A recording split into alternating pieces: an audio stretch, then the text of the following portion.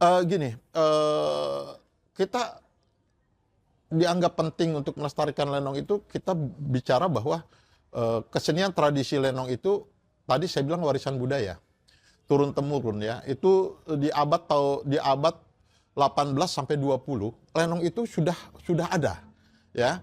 Lenong itu mungkin dasarnya dari kata lenong, liong ya. Nah, akhirnya sering disebut-sebut menjadi kata lenong.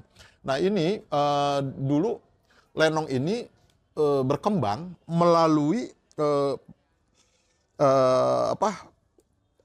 pedagang-pedagang Cina ya, pengusaha-pengusaha Cina yang membentuk sandiwara ya di Jakarta gitu kan. Nah, dulu orang kalau mau menonton sandiwara yang dikolaborasi dengan masyarakat setempat ya, pengusaha Cina ini, dia bilangnya gini, aku mau nonton lenong. Padahal di situ yang pertama kali di abad 18 sampai abad 20, lenong itu sudah ada melalui Tuan Lin Ong ya. Dia sering memberikan pertunjukan yang namanya sandiwara tradisi masyarakat Betawi yang dikolaborasi dari etnis Cina. Di tengah arus modernisasi Jakarta yang semakin kuat, lenong tetap dipertahankan melalui berbagai upaya, seperti adaptasi bentuk pertunjukan, regenerasi pelaku seni, serta peran komunitas budaya. Melalui upaya tersebut, masyarakat menunjukkan komitmennya dalam menjaga eksistensi lenong sebagai bagian penting dari identitas budaya di era modern. Kalau memang butuh 10 aja mah ada. Dan anak saya salah satunya, dia pinter banget udah.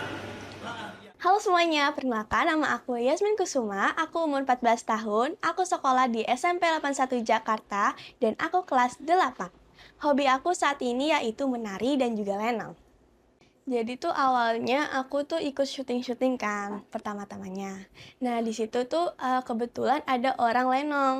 Nah orang lenong itu nawarin aku untuk gabung ke audisi lenong gitu loh. Nah jadi Nirbaya kecil. Nah di situ aku kayak mikir kayak, kayaknya lenong juga seru deh. Terus aku bilang ke mama kayak, "Ma, aku mau nyoba lenong deh." Terus akhirnya aku join ke sanggar itu. Nah, lalu pas awal-awalnya aku tuh di sanggar itu tuh aku anak kecil sendiri, Kak. Jadi yang lain itu ada ibu-ibu, bapak-bapak, terus mungkin seumuran kakak udah SMA, kuliah gitu. Nah, di situ aku kayak awal-awalnya aku deg-degan banget tuh. Kayak gimana nih kalau misalnya aku nggak percaya diri, aku nggak kayak ngelain-lain, acting aku nggak bagus.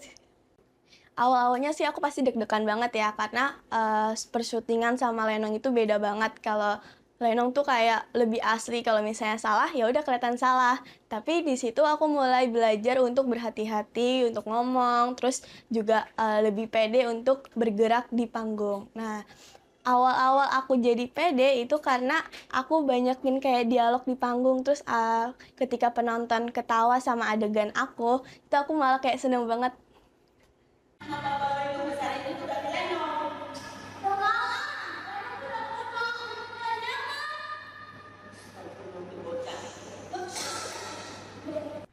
Dalam menjaga kelestarian lenong, peran pemerintah diwujudkan melalui penyediaan fasilitas bagi para pelaku seni, salah satunya dengan penyelenggaraan festival. Melalui kegiatan tersebut, lenong tidak hanya disajikan sebagai hiburan, tetapi juga diperkenalkan kepada generasi muda. Dalam mendukung pelestarian lenong, kami khususnya di Suku Dinas Kebudayaan Jakarta Timur mencoba untuk melakukan beberapa program, salah satunya berupaya untuk menampilkan lenong itu di tiap festival-festival yang ada di wilayah. Kami di Suku Dinas Kebudayaan, alhamdulillah sudah menggerakkan komunitas di 10 kecamatan yang ada di Jakarta Timur, di mana tiap festival yang mereka laksanakan, kami selalu menampilkan lenong untuk diperkenalkan kepada masyarakat. Aku sih sebenarnya aku udah jadwalin ya, jadi hari Senin sampai hari Jumat itu jadwal sekolah, nggak boleh diganggu. Terus kalau misalnya Sabtu sampai Minggu itu untuk latihan, misal kayak nari, lenong gitu. Jadi aku serahin jadwal aku ke Sanggar. Tapi kalau misalnya mau ada perform atau pentas, itu aku sela-selain dikit lah di hari Senin atau di hari Rabu gitu. Pastinya deg-degan banget sih, Kak. Pas waktu itu aku pernah dikabarin untuk hamin beberapa bulan untuk pentas. Di situ aku mulai deg-degan banget kayak bisa nggak ya aku? Terus juga kayak nanti kalau misalnya salah gimana? Soalnya film sama lenong itu beda. Kalau film kalau misalnya salah bisa di tag ulang. Kalau lenong itu kalau misalnya salah ya udah apa jadinya aja gitu. Kayak kalau salah ya udah kelihatan salah. Pas di hari H-nya aku kayak deg-degan banget pastinya. Aku pernah keringetan dingin, itu setiap mau pentas pasti keringetan dingin.